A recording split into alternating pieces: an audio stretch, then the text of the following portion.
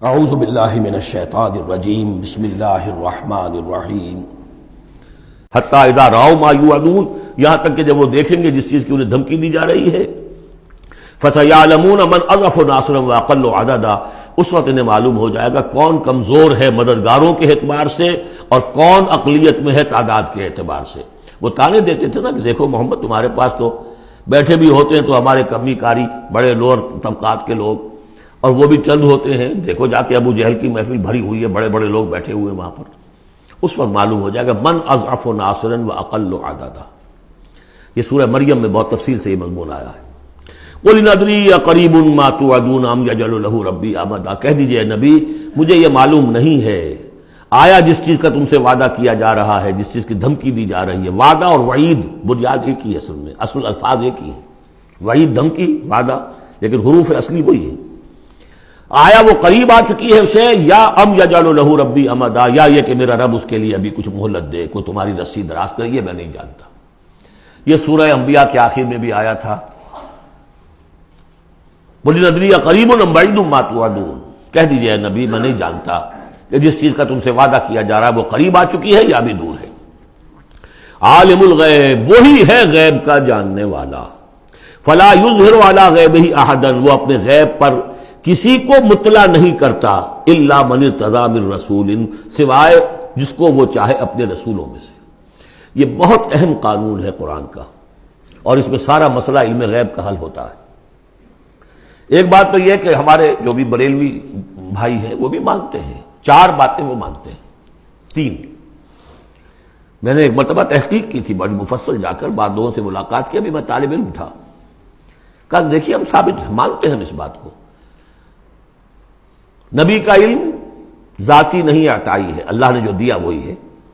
نبی کا علم قدیم نہیں، حادث ہے، پہلے نہیں تھا پھر ہو گیا، اللہ نے دے دیا تو ہو گیا۔ اور نبی کا علم غیر محدود نہیں، محدود ہے۔ میں نے کہا یہ تین باتیں جو شخص مان لے، میرا اس سے اب کوئی جھگڑا نہیں رہا۔ لیکن ہمارے ہاں کچھ لوگوں نے ایک ڈیفینیشن کر لی علم غیب کی، علم غیب وہ ہے جو بغیر کسی کے بتائے خود حاصل ہو جائے۔ اس اعتبار سے تو میرے پاس بھی علم غیب ہے، نہیں یعنی کسی کے پاس کوئی علم ہے ہی نہیں۔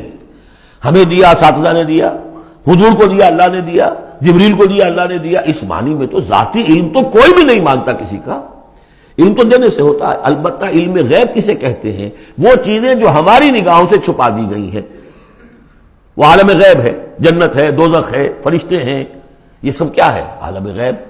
تو نبیوں کو تو کچھ نہ کچھ حصہ اس کا دکھایا جاتا ہے تو نبی بنتے ہیں نا، ورنہ میرے اور نبی میں فرق کیا ہوا پھر؟ اگر میرا بھی علم وہی ہوتا ان السمع والبصر والفؤاد، تو میرے علم اور حضور کا بھی علم یہی ہوتا تو فرق کیا ہوا؟ حضور نے تو اس دوسرے علم کے اعتبار سے تو صاف کہہ دیا انتم عالم بامور دنیاکم، لیکن حضور کو معراج میں جنت دکھا دی، دوزخ دکھا دی۔ زمین پر رہتے ہوئے آپ نماز پڑھا رہے تھے، غالباً وہ جو کہ نماز پڑھائی جاتی ہے جبکہ بارش نہیں ہوتی، استسقاء کی نماز، اسی کے دوران اچانک ایک دفعہ آپ آگے بڑھے، لوگ حیران ہوئے کیا ہوا ہے، ایک دفعہ پیچھے ہٹے۔ لوگوں نے پوچھا بعد میں کہ حضور یہ نماز کا حصہ تھا، یعنی ہم بھی پھر اصلاح کیا کریں اس نماز کے اندر؟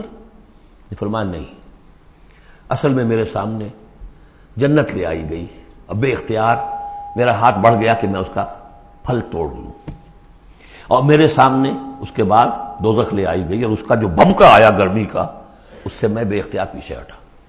دنیا میں سیر کرا رہے ہیں، بہرحال یہ غیب ہی میں سے ہے۔ البتہ کل غیب، یہ جو مانے اللہ نبی کے لیے وہ کافر ہے، اور وہ مانتے ہیں، بریلوی بھی مانتے ہیں، کل غیب کا کوئی سوال ہی نہیں۔ نبی کا علم محدود ہے، نبی کا علم حادث ہے، نبی کا علم عطائی ہے۔ تین باتیں مان لیجئے، باقی نبی کا علم کتنا تھا کتنا نہیں تھا، یہ میں کون ہوں ناپنے والا اور آپ کون ہیں ناپنے والے؟ دیا اللہ نے جو دیا، بتایا جو بتایا، اللہ اللہ اور خیر صلی اللہ۔ تو یہ عالم الغیب وہ ہے غیب کا جاننے والا، فلا یظہر علی غیبہ احدا، تو وہ نہیں مطلع کرتا اپنے غیب پر کسی کو، ہاں الا من ارتضی من رسول، سوائے اپنے رسولوں کے۔ کذالک نوری ابراہیم ملکوت السماوات والارض، یہ ہم نہیں پڑھ چکے؟ ابراہیم کو بھی ملکوت دکھائے، حضور کو معراج کی سیر کرائی۔ الا من ارتضى من رسول فانه يسلك من بين يديه ومن خلفه رصدا، جس کو رسول بناتا ہے، غیب کی خبریں دیتا ہے، پھر اس کے آگے اور پیچھے وہ اپنے باڈی گارڈ رکھتا ہے، چوکیدار رکھتا ہے.